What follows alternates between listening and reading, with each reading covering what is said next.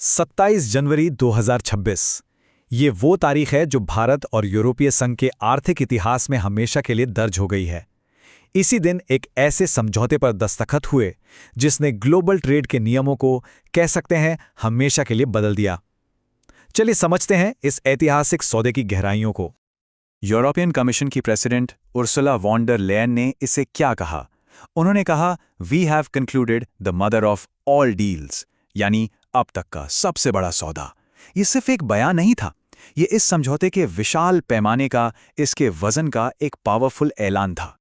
लगभग 2 अरब लोग, जरा सोचिए, दुनिया की आबादी का करीब करीब 1/4 हिस्सा अब एक विशाल फ्री ट्रेड जोन का हिस्सा है। ये इसे इतिहास के सबसे बड़े और सबसे असरदार ट्रेडिंग ब्लॉक्स में से एक बना देता है। तो ये फ्री ट्रेड अग्रीमेंट यानी FTA आखिर है क्या? देखिए, बहुत सीधे शब्दों में ये भारत और यूरोपियन यूनियन के 27 देशों के बीच एक अग्रीमेंट है। इसका मकसद है व्यापार पर लगने वाले टैक्स यानी टैरिफ और दूसरी रुकावटों को हटाना। मतलब दोनों के बीच बिजनेस करना अब बहुत बहुत आसान हो जाएगा। लेकिन सबसे बड़ा सवाल तो यही है, ये समझौता जो लगभग 2 दशकों से अटका पड़ा था, वो आखिर अब जाकर क्यों हुआ? ऐसा क्या बदल गया?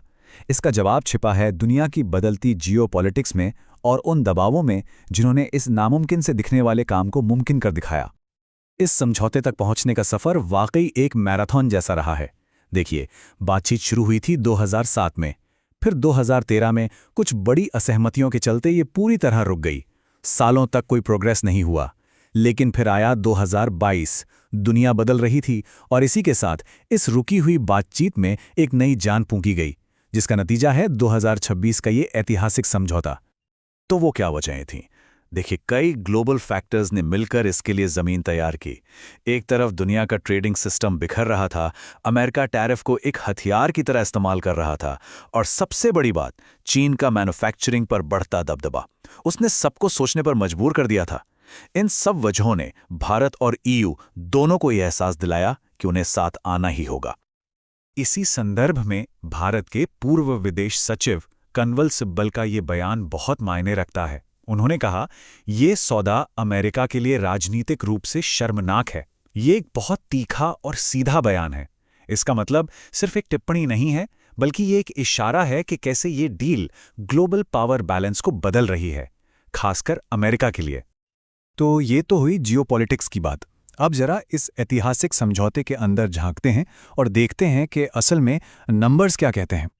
इस समझौते का असली असर इन टैरिफ कटौतियों में दिखता है। जरा इन आंकड़ों पर गौर कीजिए। यूरोप से आने वाली कारों पर जो टैरिफ 110% तक था, वो अब घटकर सिर्फ 10% रह जाएगा। यूरोपियन स्पिरिट्स यानी शराब पर 150% का भारी भरकम टैक्स अब सिर्फ 40% होगा। और भारत के लिए सबसे बड़ी जीतों में से एक, हमारे टेक्सटाइल सेक्टर को यूरोप के बाजार में 0 टैक्स एंट्री मिलेगी, मतलब 0%। और ये बाजार की पहुंच कितनी बड़ी है, इसका अंदाजा इन आंकड़ों से लगाइए। भारत में आने वाले 96.6% यूरोपियन एक्सपोर्ट्स और यूरोप जाने वाले 93% भारतीय एक्सपोर्ट्स पर से टैरिफ लगभग खत्म हो जाएगा। ये व्यापार के लिए एक खुली सड़क बनाने जैसा है। और इन सब का सीधा मॉनेटरी इम्पैक्ट क्या है? हर साल यूरोपियन कंपनियों को ड्यूटीज में करीब 4 अरब यूरो की बचत होगी। ये एक बहुत बड़ी रकम है जो दोनों तरफ के व्यापार को एक नया बूस्ट देगी। तो ये तो हुए आंकड़े, लेकिन इन कागजों और नीतियों से आगे बढ़कर देखते हैं कि इसका जमीन पर असल में इंडस्ट्रीज और आम लोगों पर क्या असर पड़ेगा। आखिर असली विजेता कौन है? ये एक क्लासिक विन विन सिचुएशन है। भारत के लिए textile, leather, James and jewellery जैसे लेबर इंटेंसिव सेक्टर्स को यूरोप में 0 ड्यूटी एक्सेस मिला है। वहीं दूसरी तरफ यूरोपियन यूनियन की ऑटोमोबाइल, मशीनरी और फूड प्रोडक्ट्स के लिए भारत का विशाल बाजार अब पहले से कहीं ज्यादा खुल गया है। और इसका सीधा असर आम कंज्यूमर पर भी पड़ेगा। मतलब भारतीय बाजार में यूरोपियन कारें सस्ती हो सकती हैं, यूरोपियन वाइन्स, विस्की, चॉकलेट जैसे प्रोडक्ट्स की कीमतें कम हो सकती हैं, और सिर्फ यही नहीं, जो इंडस्ट्रीज यूरोप से मशीनरी इंपोर्ट करती हैं उनकी लागत भी घटेगी। तो ये कई लेवल्स पर एक अच्छी खबर है। लेकिन ये सिर्फ सस्ते सामान की बात नहीं है, इससे कहीं ज्यादा बड़ा असर इकॉनमी पर होगा। उम्मीद है कि इस समझौते से दोनों ही तरफ बड़े पैमाने पर रोजगार पैदा होंगे और इन्वेस्टमेंट का फ्लो भी बढ़ेगा। ये एक आर्थिक इंजन की तरह काम कर सकता है। तो चलिए अब इस समझौते के तात्कालिक फायदों से आगे बढ़कर इसकी बड़ी तस्वीर को देखते हैं। ये सिर्फ एक ट्रेड डील नहीं है, ये भारत के लिए एक नए आर्थिक युग की शुरुआत है। भविष्य की वो तस्वीर कैसी दिखती है?